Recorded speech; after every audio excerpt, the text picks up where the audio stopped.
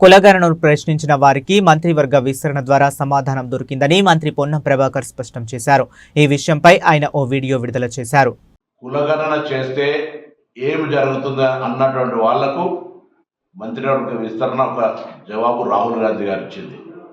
మొన్న జరిగినటువంటి ఎమ్మెల్సీ ఎన్నికల్లో 5 ఎమ్మెల్సీ ఎన్నికలు బలహీన వర్గాలకు సామాజిక న్యాయం జరిగితే తిరిగి ఈరోజు ఏర్పడుతున్నటువంటి మంత్రివర్గం కూడా అదే సామాజిక న్యాయానికి ప్రాధాన్యత ఇచ్చింది.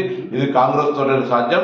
రాహుల్ గాంధీ గారికి ధన్యవాదాలు, సోనియా గాంధీ గారికి, మల్లికార్జున ఖార్గే గారికి, ముఖ్యమంత్రి రేవంత్ రెడ్డి గారికి, పిసిసి మహేష్ కుమార్ గౌడ్ గారికి హృదయపూర్వకంగా ధన్యవాదాలు తెలియజేస్తా ఉన్నాను. ఒక బలహీన వర్గాలకు సంబంధించిన బిడ్డగా బలహీన వర్గాల లోపల జరుగుతున్నటువంటి ఈ కులగణన చేయాలనే ఆలోచనతోటి రాహుల్ గాంధీ గారి ఆలోచన ప్రకారంగా జరగడం, దాని తదుపరి జరుగుతున్నటువంటి తెలంగాణ రోల్ మోడల్ అనే మాట చెప్తున్న సందర్భంగా ఈరోజు ఎమ్మెల్సీ ఎన్నికలు కావచ్చు, మంత్రివర్గ విస్తరణ కావచ్చు, కులగణన జరిగితే ఏం జరుగుతుందో తెలంగాణ దేశానికి రోల్ మోడల్ అనేటువంటి మాట మరొకసారి తెలియజేస్తూ, ముఖ్యంగా పెద్దలు రాహుల్ గాంధీ గారు ఈ నినాదం తీసుకొని పోతున్న సందర్భంగా వారికి హృదయపూర్వకంగా ధన్యవాదాలు తెలియజేస్తాను.